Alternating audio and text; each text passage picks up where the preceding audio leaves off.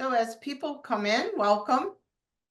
We'd love to have you use the chat to tell us where you are, your name, and where you are. Hi, Tom Tobin. I see some of our uh, what I could call regulars, people that show up regularly. So we're really happy to have you and our return uh, colleagues, I'll say it that way. So welcome. Please feel free to use the chat, say where you are. We have people typically from all over, so we'd love to know where you're from. And here we go. We have somebody from Chile. No kidding.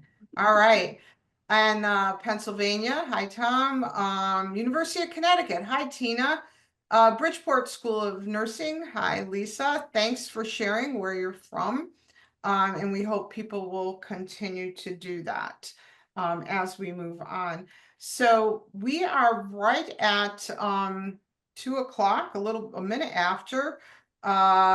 University of Bridgeport Physician's Assistant Institute. Hello.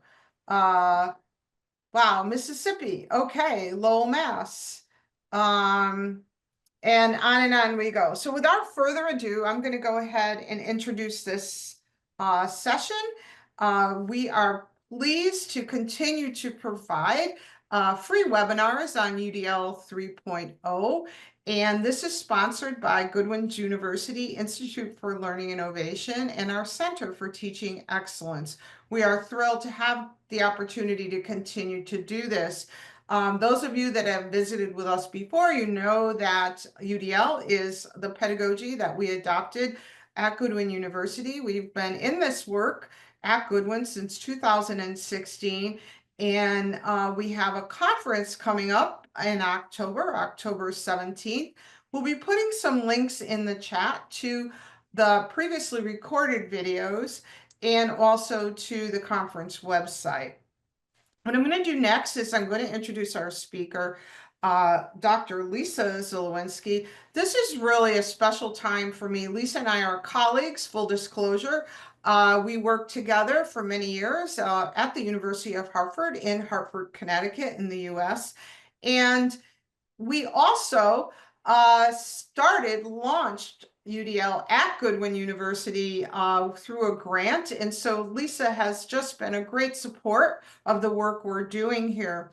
Lisa is the executive director for the University of Hartford Center for Teaching Excellence and Innovation. She's also an associate professor in elementary education, and she focuses on literary methods courses at the undergraduate and graduate level, and is also a special area of expertise for her is technology.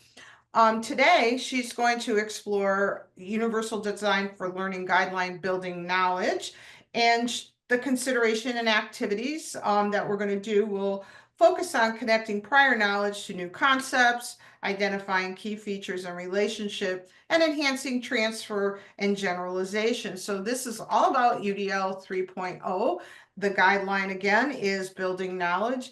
And without further ado, I'm going to turn it over to my colleague and let her share her screen. So again, thanks to everybody for being here today. Please share where you're from in the chat. And we look forward to this presentation. So Lisa, the floor is yours. Thank you so much, Diana, for that warm welcome. And full disclosure, I just had Diana and Rob come to the University of Hartford to kick off our summer institute on Universal Design for Learning. We do something mini, nothing to the scale that Goodwin has done. They're a model I wish to grow into at some point, but you got to take where you are and do what you can. So thank you, Diana and Rob, for sharing your expertise with us as well. I love our relationship together. So yeah, thank you, Diana, for starting us off. Today, I'm going to be starting to share with you some of the ideas that I've been thinking about and implementing with my own teaching and learning. And I think it's really important to first kind of give you an idea of where I'm coming from. So prior to my university teaching, I worked in K-12 as first a sixth grade teacher, then a first grade teacher, then a reading consultant, and then finally I went back for my PhD in literacy and technology. Yay, UConn. I saw some people from UConn, so yay. And I have to tell you that that path grew from my struggle to learn how to read. Um, I was a young student. I was under 14. I had hearing impairments. And at the time, phonics was the only way to teach reading. And so you can imagine learning how to read from letter sound discrimination when you can hardly hear the sounds themselves. So for me, my path to teaching stemmed from that struggle. And ever since, I have wanted to reduce that barrier, reduce that kind of struggle and feeling about reading for others. And so much of what I'm talking about today in this particular guideline, number 3, uh, started with reading text, okay? But as I grew to use technologies and value the different modes of sharing knowledge, I believe what we're talking about today is applicable across any kind of learning resources, learning materials. So I encourage you to join me here as we engage in this thinking together. I'm open to learning new things from all of you. If you think something doesn't jive, I am open for you to share that in the chat. Or Diana, Rob, what do you prefer in terms of questioning? Do you want me to stop along the way? I'm absolutely fine with being interrupted if questions are posted in the chat or if people are raising their hands. I can't see them, but maybe you can monitor that for me. Absolutely. So perfect. So feel free to interrupt, but as Diana said, we're talking about representation. We're talking about guideline number 3 and the design possibilities for those. What's the word I'm looking for? Not opportunities. What's the word, Diana? I don't know, the design choices, maybe? Yeah, I okay. don't know. Got it. Okay, perfect. So before we move on, make sure that you have a pencil or a pen to write with. It can be scrap paper, but you need something to write on too, because you're going to be keeping track of a couple different things, and it might be helpful to have those handy. So let's get started. It's important to start with what you already know. We know that research is suggesting the very huge importance of activating prior knowledge and being aware of what you already know about a topic in order to move forward and attach new learning to that. So let's practice what I'm preaching here. And I'll give you a minute to either scan the QR code or in the chat. The link was just posted by Diana. You can go whichever direction works for you. But in what ways or what strategies do you use to support knowledge building in your courses or classes? How do you support knowledge building? Anything goes. Yes, engagement for sure. Thank you for sharing that so quickly. What else? I know sometimes it takes a minute. Oh, great. Knowledge checks, retrieval practice. Oh, those learning science strategies. I'm so excited. Demonstrations, reflection, review. Yes, yes. Phenomenal. These are all learning science-based practices. Case studies. Yes. Phenomenal. And we could keep going. I'm sure there's tons. Peer work supports this for sure. Am I talking to all kinds of people who are UDL users? It seems so looking at this list of things. Concept maps, great, great. So this won't be new for some of you. Connection to lived experiences, yes. So all of these strategies come into play when we're talking about this particular guideline for UDL. And we'll return to these ideas in a minute. So I'm going to start us with prior knowledge. And most of us think, yeah, okay, it makes complete sense that prior knowledge impacts our ability to build knowledge forward. And activating it sounds very important. Yes, that is true. And I'm going to test your ability to complete a cloze activity. So for those of you that were not or are not teaching reading, cloze, CLOZE, it is an activity where we intentionally omit content-heavy words from a passage to force our students, and this happens to be students when they're learning to read, not reading to learn, but learning to read, we omit those words to force them to use the context, their prior knowledge, and we can also leave in a letter or two so they can start to use some cues that are phonics based. So I would like you, with that piece of paper and pen or pencil, to take a minute and use your prior knowledge, use your context skills to fill in the missing words here. And I'm going to give you a few minutes to do this, probably 3 minutes, and it might not be enough, and that's okay. We'll take you as far as you get. So use your context, use your background knowledge, and see what you can fill out here. Diana, have you seen this activity before? No. No, I have not, but for Mm. me, I love it. Okay, Tom Tobin, if you've done this before, you need to let me know. I have not. Okay, good.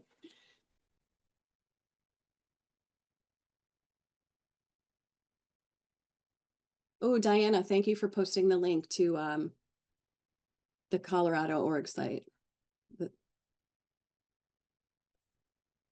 Okay, so a couple people are done. You can certainly put them in the chat if you wish to, or keep them on your paper. It's totally up to you. I'm going to give you another 2 minutes.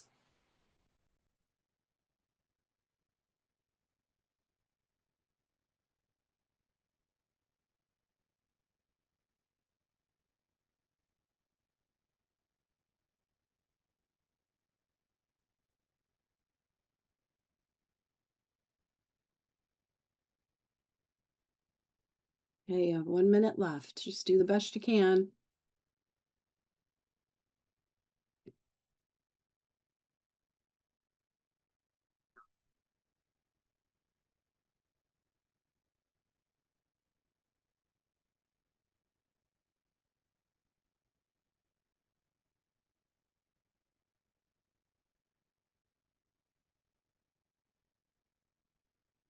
All right, wrap up that last blank and hang on to your answers for just a minute. Thank you, Leslie, for posting your answers as well. We're going to move forward and then move back. So the reason I asked you to complete this activity is because it's really important that we recognize that what a reader brings to the page is often more important than what's actually on the page. And so, in other words, prior knowledge, whether you have it or don't, it definitely impacts the knowledge you're trying to build from whatever it is you're engaging with. And sometimes prior knowledge is absent, and that becomes a struggle. Other times we have prior knowledge, which makes the learning task easier because we are connecting the new to the known. And sometimes prior knowledge can actually get in the way of learning and moving your knowledge construction forward. So it's really important for us as educators to take the time to assess what the actual understanding is, our prior knowledge our students come with, and make them use it. And what do I mean by that? Well, let's go back now to the slide. Let me see. Let me go back here. Why is that in the way? I don't want this. Hold on. There we go. Let's go back and let's talk about this. So anyone want to unmute and fill in the blanks for me? I'll go blank by blank. The problems that confront P. Some people said people. Some people say parents. Rob, what did you say? I'm putting you on the spot there, Rob. I said people. People. The problems that confront people in raising what? Children. I said chickens first. Did you say Children. chickens? I did before I looked at the whole thing. I said Okay, all right. So chickens, but what else could it be? children. You see, and Diana, I'm surprised you said chickens with your background in early Well, childcare and stuff. So yeah. let's go with what we have so far. The problems that confront people in raising children from Infancy, Infancy to adult life are not easy to do, do. Sure. Both. Anyone can just jump in. Both fathers, fathers and mothers, meet with many dilemmas, dilemmas in their concern for satisfactory Progress, progress from the earliest. earliest stage to later life. It's important that young, Chickens, thank you, You, Tom.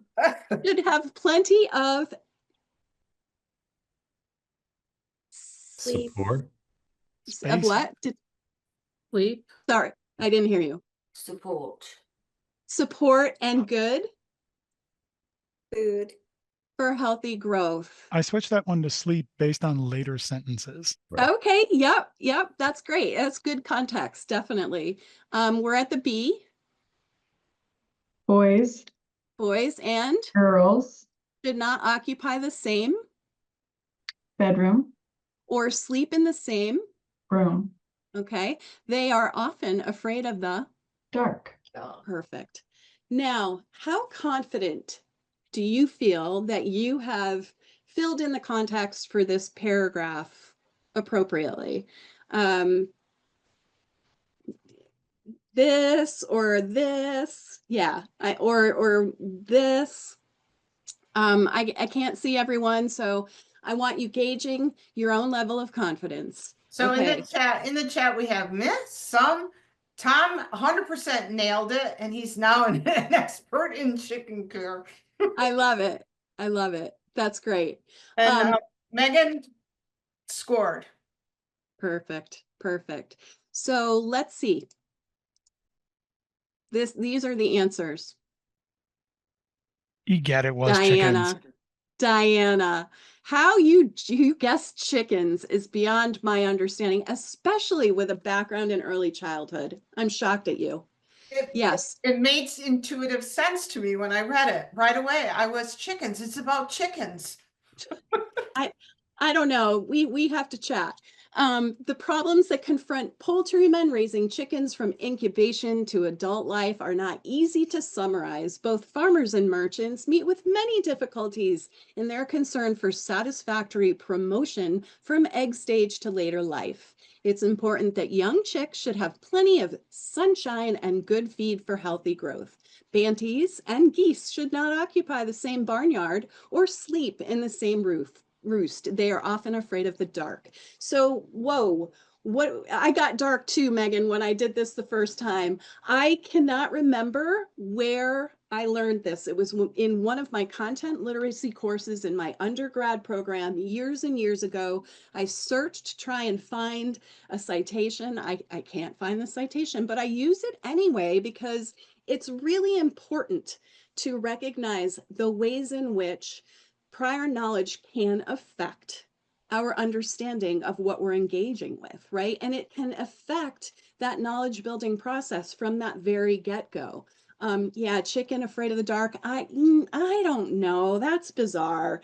But the point of this is, sometimes our prior knowledge can get in the way of what we are trying to understand. So thank you for entertaining that craziness with me for a minute. And let's move on now into a few tools that can help us help our students activate their prior knowledge so they can connect the new to the known. Okay. Some of these might be familiar to you, and if they are, it can't hurt to have a little bit of repetition. But what I'm hoping is that we can share a little bit of time at the end to talk about some new thinking that I've engaged in recently, and that's around generalization and making transfer. And so hang on, if this seems familiar, it's absolutely okay. So KWL charting, setting a purpose and previewing learning resources, and creating and using anticipation guides are three really strongly research-based activities and strategies that can support prior knowledge building and schema development to help our students attack confront, engage with new content, and help it stick. So let's start with KWL charting. And again, I recognize it might be familiar for you. There are links within the PDF that we'll share with you, but basically this is Texas A&M. They explain how the KWL method works. This is for reading strategies. They share this with students. And ultimately, we want students to be agentic. So we want them to use these tools. But sometimes in order to get them to use the tools, we have to give them practice, right? So the K stands for what they know, the W for what they want to know, and the L stands for learned. And how simple is it to create a 3-column little chart in your notebook, whether it's digital or by hand, and organize your thinking in this way? This link will be, embedded so you can see it there.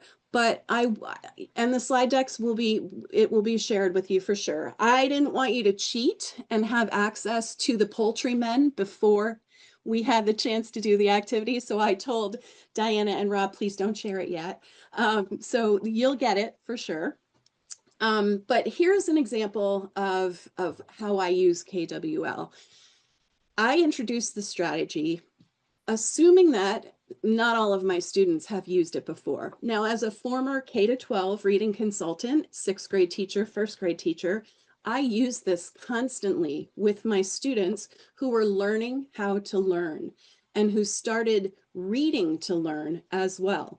And so this became something that I was consistently using, but I don't think I did it service. I assigned it. I had students do this all the time.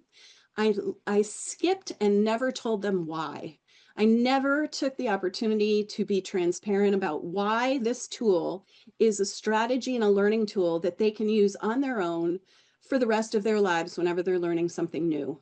I don't miss that opportunity anymore. I explain this to my college level students online, face to face. I explained to them that this is kind of a before engaging with any new reading material, any videos, any lectures, whatever the engagement problem solving set is. I want you to focus on what you know, even if you just take a few minutes in your own mind. What do you already know about such and such? What do you want to know? Setting a purpose. So activating your prior knowledge, setting a purpose, and then reflecting on what you already learned. It is not the only note-taking approach there is, but it is a beneficial and simple one to remember. And so my little abbreviations here, I got tired of writing reading, listening, viewing, discussing, and problem solving. And of course, those are not the only things we have our students engage in. I'm just trying to make a point that I finally moved beyond just reading and recognizing that this tool can support a lot of different learning materials and organizations. So any questions so far on KWL? All right, I'll keep moving forward. Can be done individually, can be done in partners, small group. The utility of this tool, I don't know, it can be used in so many ways. So I encourage you to consider using this and, like me, stop assuming that this is something they already know how to do, which they probably can do, but are they doing it? We need to first show them that there's utility in this. So that was activating prior knowledge. Setting a purpose and previewing learning materials. If you come from high school or middle school and content area literacy was something you were focused on, you know the importance of helping students identify the features of disciplinary texts. Like a science book is read a little bit differently than a history textbook, right? A narrative or fiction book is read differently than poetry, and helping them recognize and use those cues is really a beneficial thing. But as college or as educators that are not necessarily responsible for teaching these reading skills, sometimes we forget the value of asking students to preview materials and set their own purpose for using those materials to learn from. So I'm going to give you a minute, Diana or Rob, if you can post that second link to the house activity. In the chat, Diana's going to be sharing a Word document. It's called House.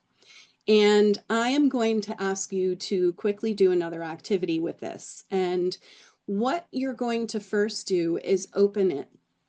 And when you open it, I'm going to ask you to engage with this text in a different way than you might be familiar. Most of us would just read it, but I want you to use instead what we have available to us as Immersive Reader. If you have a Microsoft 365 account with your university or your school district, you have access to the Immersive Reader. You may have noticed it, but you may not have explored it. I want you to explore it because it is a tool that I normalize in my teaching. So I encourage all of my students to try this Immersive Reader to see the ways that it impacts their ability to engage with text.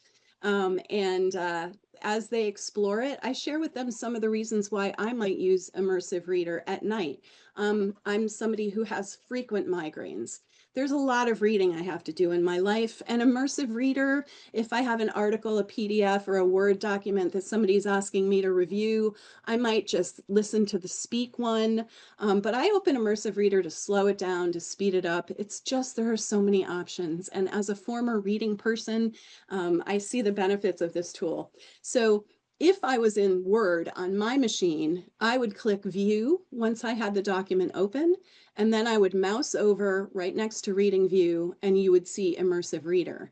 On your screens, it's going to look a little bit different. So if I show you on my screen, this is what it looks like. And for me to see Immersive Reader, I have to click View and then Immersive Reader. But on your screen, you likely have a very clean menu bar where you see accessibility and then Immersive Reader slightly to the right. I'm going to encourage you to click on that Immersive Reader, and it brings this up. And as you hit play, The house. The two boys ran until they came to the driveway. were you able to hear that okay? Perfect. Thank you, Diana. And what are you noticing, Diana? I'm going to ask you, what are you noticing about the Driveway. See, I told you today was good for skipping school, said Mark. That the words are highlighted as they're read, which for some students would be enormously helpful. Exactly. Yeah. And so when I'm normalizing the use of this tool with all of my students, my goal is for my students not to learn to read, but instead to read to learn. And so I'm okay with this being read aloud to them. I'm okay with them being able to track word to word as they're hearing it being read. What else I love about this is if I have second language learners or English language learners, this has a visual dictionary. If I click on the word hedges, it gives me a picture of a hedge. Hedges. It for me again. Now, I don't know how this picture dictionary would work with something like a chemistry concept like voltaic cells or something like that. But you see my point here. So I want you to read or engage with, I should say, this text, explore some of the features and the options, and Diana or Rob they're going to pop you into one of two breakout groups. And so your job in the breakout group is not to collaborate. I'm putting you, or they're putting you in this group so I can give you two different sets of directions. Okay. So you're going to read this. We're going to go into groups. I'm going to stop you reading and share with you some directions, and then we'll come back together. Okay. And I'm not going to give you a whole lot of time because time pressure, you need to keep moving. But yeah, so Diana, if you wouldn't mind popping people, or Rob, popping people into either group 1 or group 2 randomly. You want two groups then? Because we could do more, but two's good for you? No, I only want 2. All right, doing it now. Thank you. And we're not going to include the co-host, so here we go. Do you want me to put them in right now? Yes? Yeah, that'd be great. All right, open up all the rooms. So if people would go along and join the room that you were assigned to, we would really appreciate that. This is a great way to explore the topic further.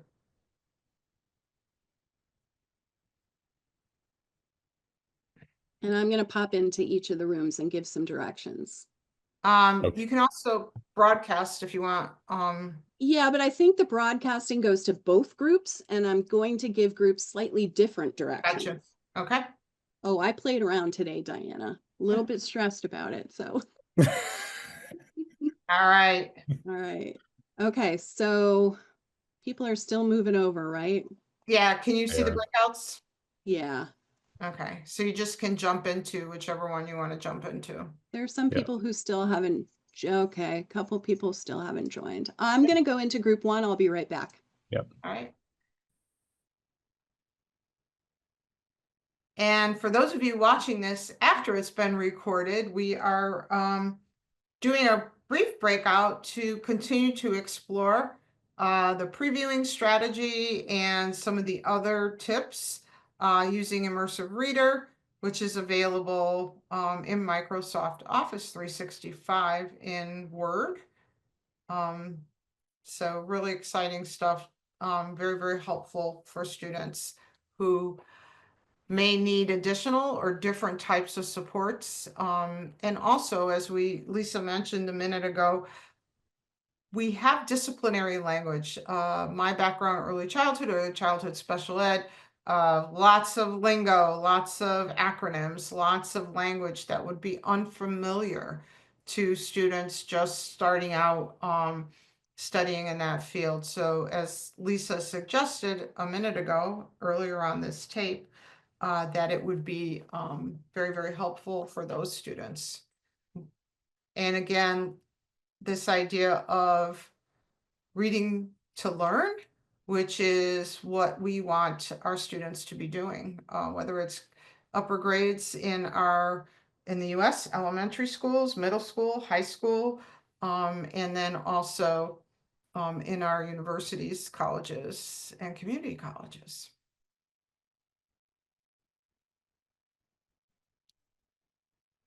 You good, Lisa?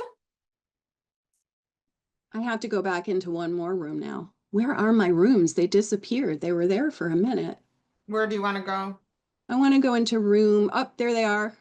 Got it? I was in room one, now I'm moving to room two. I'll be right back. Okay.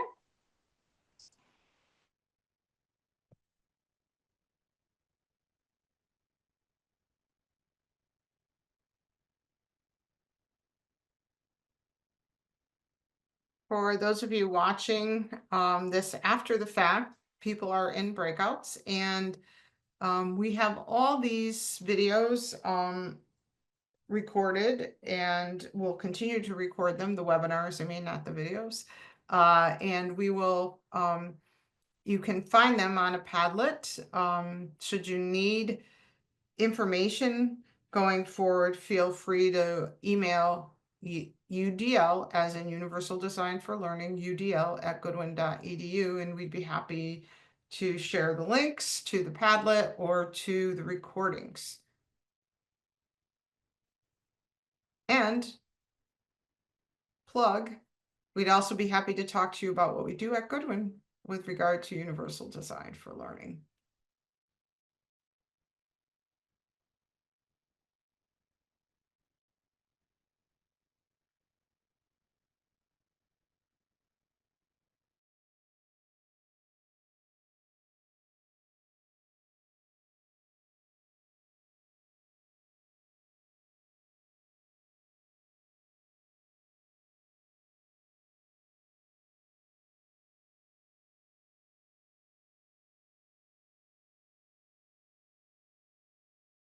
I'm back. Okay. And So how are we doing on time? Let's see, 25 minutes? Okay. yeah. Yeah, we're doing okay. All right, we'll give them maybe 5 minutes to read. I know we're not going to get through all of it, but it'll make the point. Okay.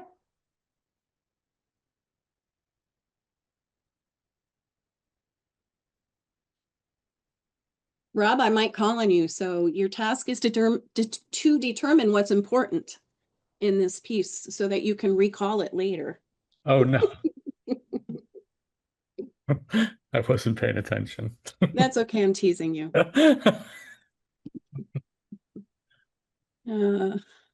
I love Kevin. I don't know Kevin, but I love his image there. Mm,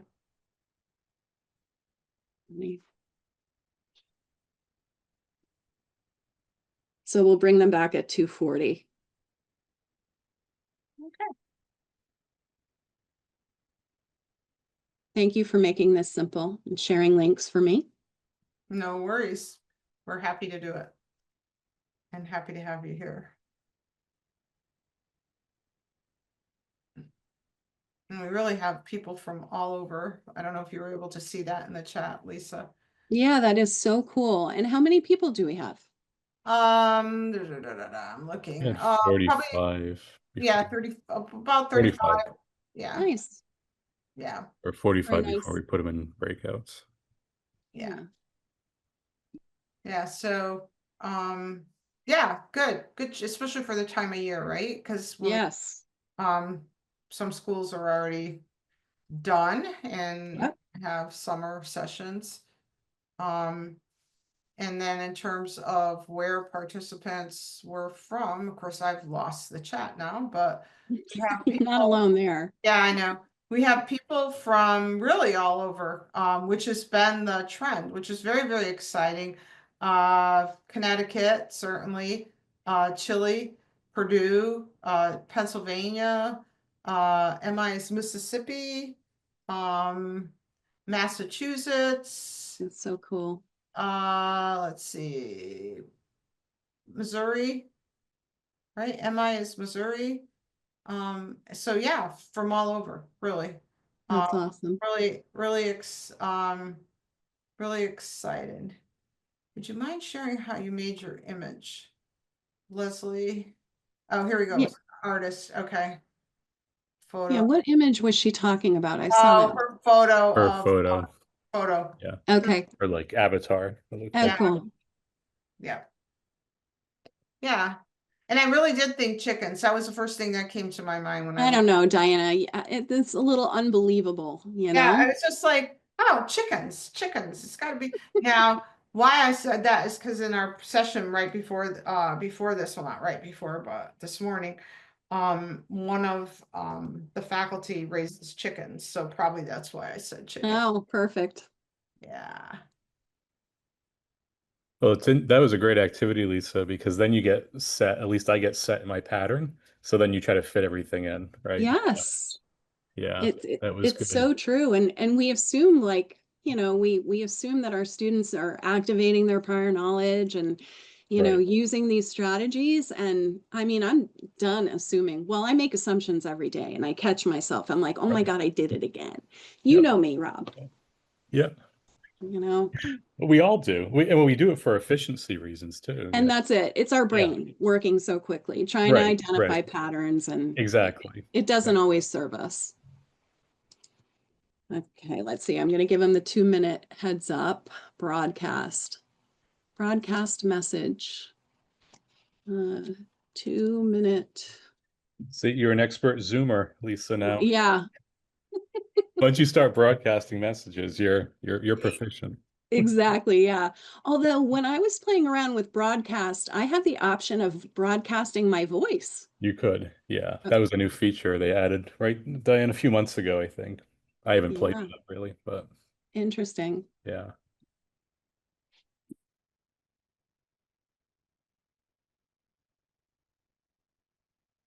Lisa, I'm gonna bug out at about a few minutes before 3 because I have a Zoom interview with a candidate for one of our open positions. Oh, awesome. Good. Yeah, so I have to bug out for that. No warning. I mean, no worries. Yeah. Thank you. Yep.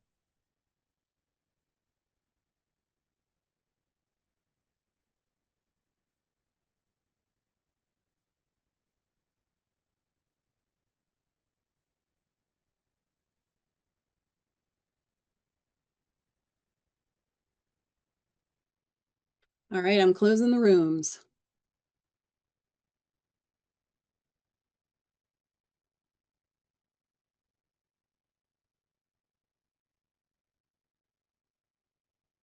Welcome back, everybody.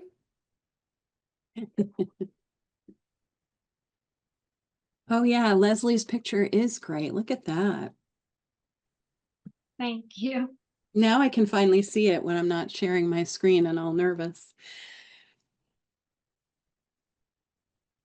So do we have everyone back? I think we do. Yes, looks that way. Okay, perfect. Okay, so I don't know if you all had enough time to read the passage and to take notes, but you were all charged with determining importance so that you could recall this information. Let's recall it together right now. Just feel free to unmute and share some important aspect, some detail that you thought was important to remember. Anyone? Yes, Leanne. Yeah, yes.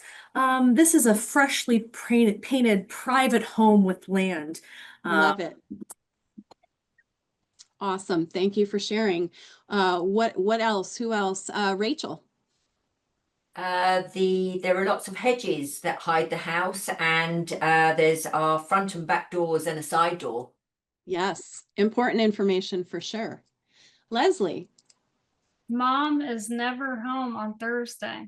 Now, as you're hearing other people sharing what's important, what they valued out of this piece, you should be comparing that with what you determined as important and thinking through that. Lisa. Side door is always unlocked. Side door is always unlocked. Yes. Anyone else? You have Rachel has a hand up, Leanne. Okay, so are those hands up? Are they? Yeah, I was wondering if we left them up or not. Who else? Anyone else? There's a I new feel like fireplace. yes, a new fireplace. Awesome, awesome. Now, if you're somebody, Megan, go ahead. There's new plumbing. There's new what? New plumbing. New plumbing, yes. If you're saying to yourself, wow, I didn't highlight that as an important detail, it's because I set two different purposes for my two different groups. Okay, so the people who were sharing things like hedges, mom's not home on a particular day, there's a side door that's left unlocked so that my sister who gets home earlier can get in. Those details are coming from one of my two groups who read through the lens of a thief. I gave you a purpose. I said, you are to read this piece and you are to attend to important details that a thief would pay attention to. The other group, who had very different things, a brand new fireplace, brand new plumbing, these things were important to who? Who might value a brand new fireplace, brand new stone sidewalk? What might your purpose in reading this be? What role might you play? Maybe a real estate agent or someone Yeah. looking for a new home. You got it, Stella, a real estate agent. So I gave you two different purposes for reading the same piece, and you focused on very different important details as you were reading. So let's think about the ways that we assign homework and the ways that we assign our students to engage with materials and texts. We at the high school, maybe even the college level, we assign homework. We assign chapter 1, such and such, here's the topic. But do we take the time to ask our students to focus on this particular aspect or that particular aspect? Skim here, read more carefully here. I'm not suggesting we do the work for our students. That is not my goal. What I'm describing here is scaffolding, getting them to use purpose setting as a way of approaching brand new material from which they're hoping to learn. Okay, so I set the purpose. Later on, I ask my students to set the purpose. And previewing nonfiction materials, especially, there are subheadings, there are bold words, italicized. Those disciplinary structures we draw their attention to initially. We help them to transfer what they may or may not have had in high school and middle school into these new contexts, and then later beyond as they're lifelong learners, hoping that they're going to use them.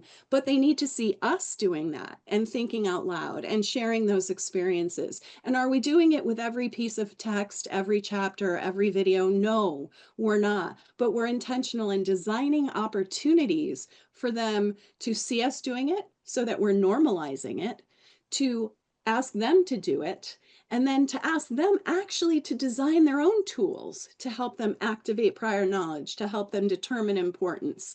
And so let's get back into this, and hopefully I can choose the right screen. Presenter view, that's not it, it's this one.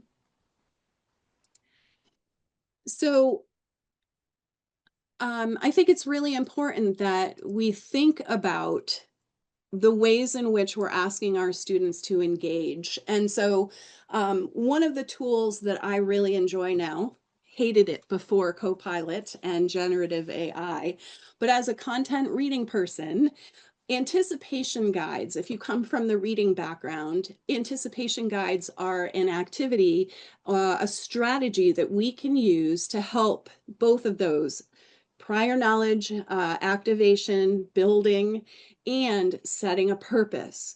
And I'm giving you two examples here of anticipation guides that I created with the help of my trusty little friend Copilot. Now, as I mentioned before, we have an Office 365 account through my university. So I feel comfortable using Copilot in a variety of ways. Still, I pay attention to privacy. I don't use student names. I'm always general. But I know, because of our agreement with Microsoft, that whatever I put into Copilot is not feeding the greater large language model. Now, we could spend probably hours talking about the pros and cons of using or not using generative AI tools, but I'm going to just put it out there that anticipation guides are something I've always wanted to use, I have always valued, but I have not used them very much because they take a lot of time to create. And I teach 3 to 4 classes, and I would rather be giving students feedback than creating some of these tools. Enter Copilot, my trusty friend who has reduced my time and struggle greatly. So this is a particular anticipation guide where you're asking students whether they agree or disagree before they read an article. And again, reading an article can look like listening to an article, using immersive reader. There are a lot of things that can be reading, in my opinion. But before they engage with the content, they're asked to either agree or disagree with statements that are addressed in the PDF. Okay.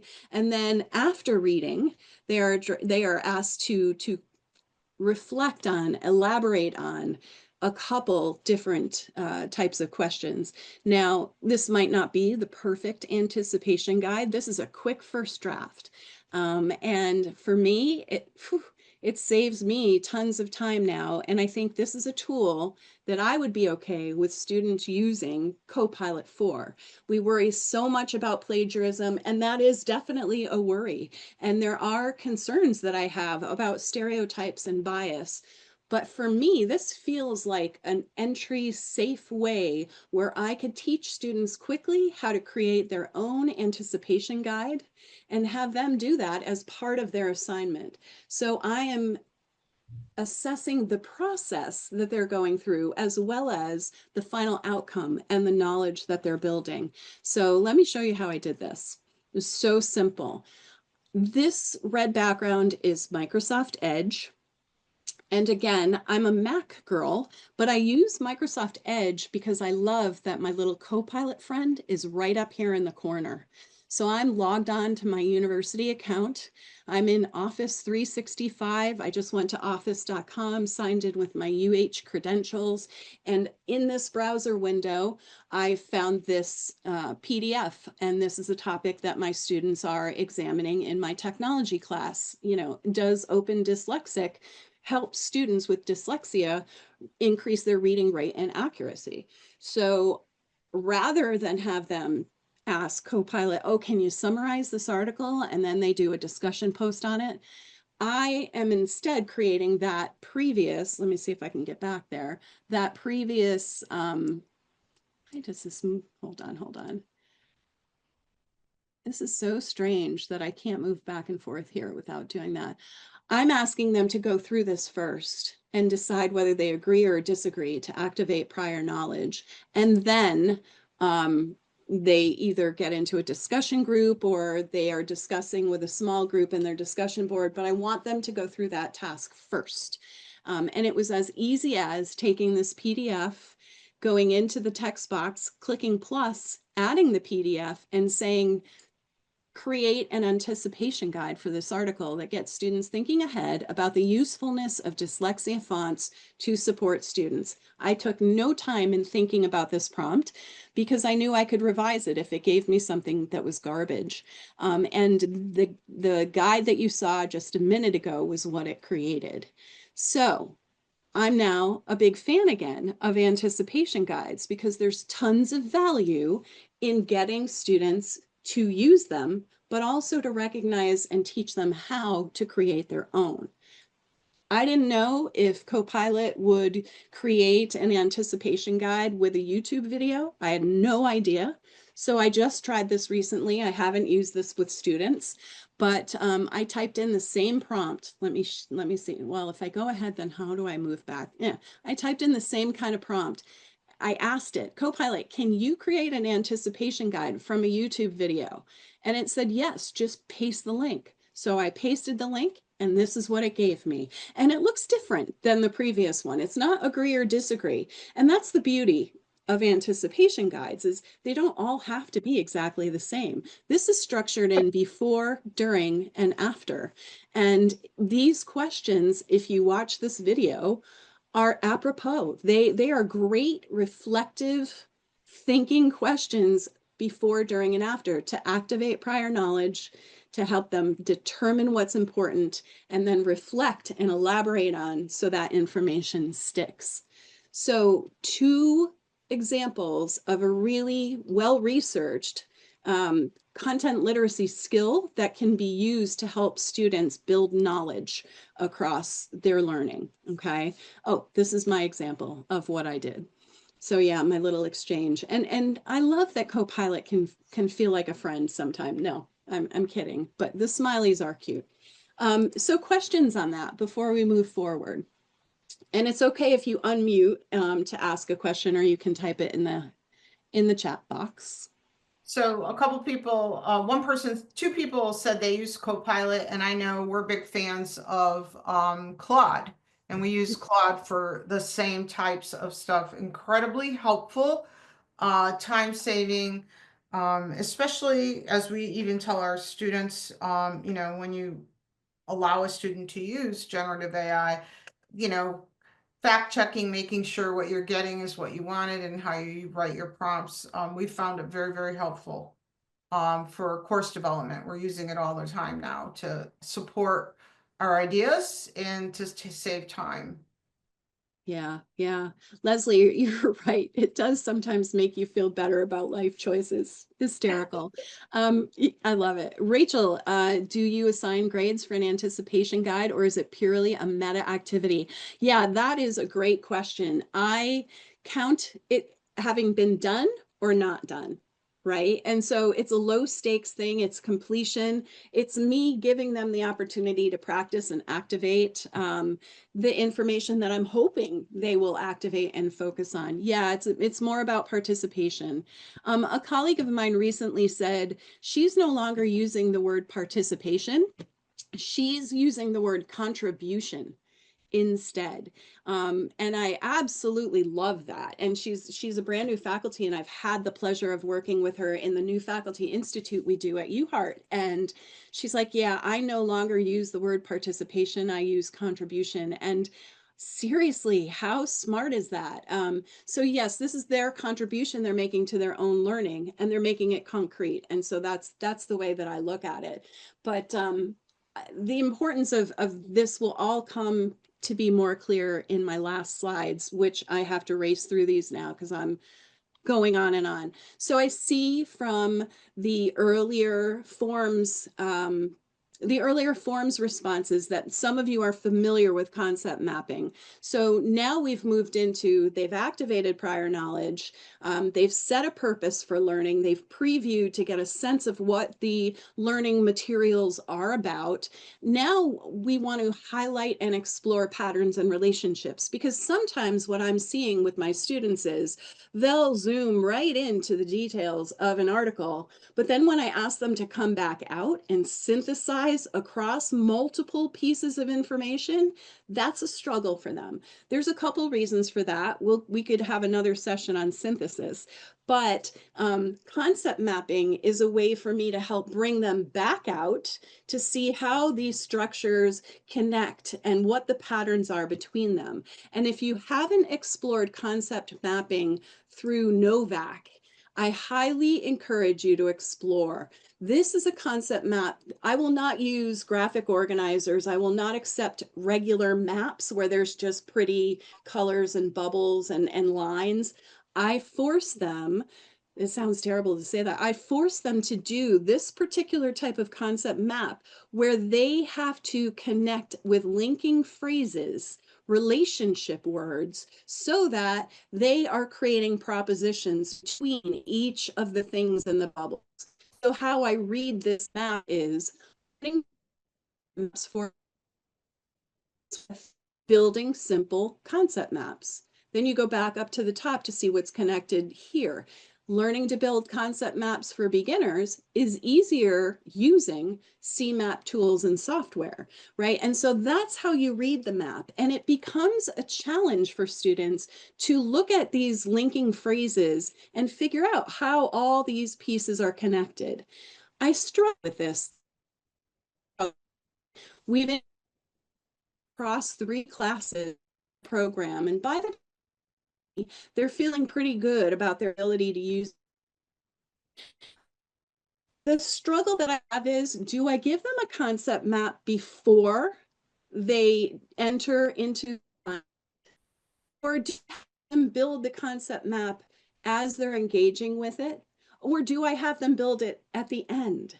Like, there are so many options, and I guess it depends on your purpose. So for me, I tend to have them create this as a learning tool, and they then can use it in a presentation later for a different assignment. But I encourage you to explore the CMAP, not because of the software, but because of the way they explain and share how they help students develop these concept maps. Lisa? Yeah.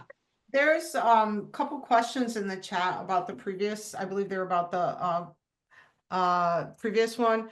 And it's like, would this activity work before lecture to after lecture activity? In other words, before or after, stating most students are not doing the pre-work. And then Rachel, that was Lisa, and then Rachel suggested like a wrapper, right? Like, yes. Yes.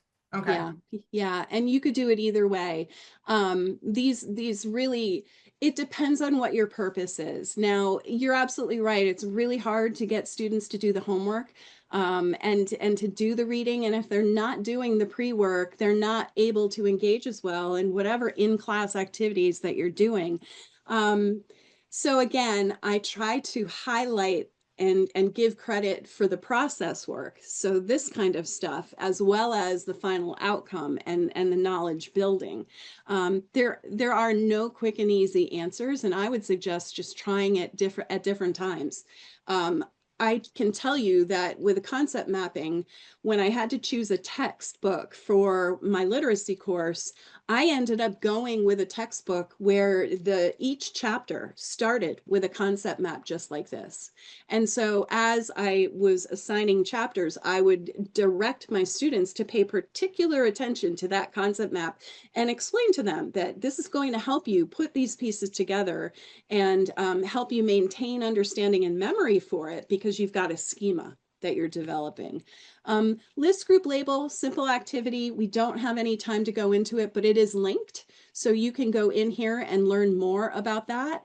But I think the important thing that I'd like to share at this point, no, I linked something here and now I'm back, is that when we are talking about the final important piece for me is the maximizing transfer. I've rethought this and I've recognized things that I'm not doing. This is one example. This is a film. And in this film, a child, Ishan, is dyslexic and it's an Indian film. It goes through his struggle through multiple different learning contexts.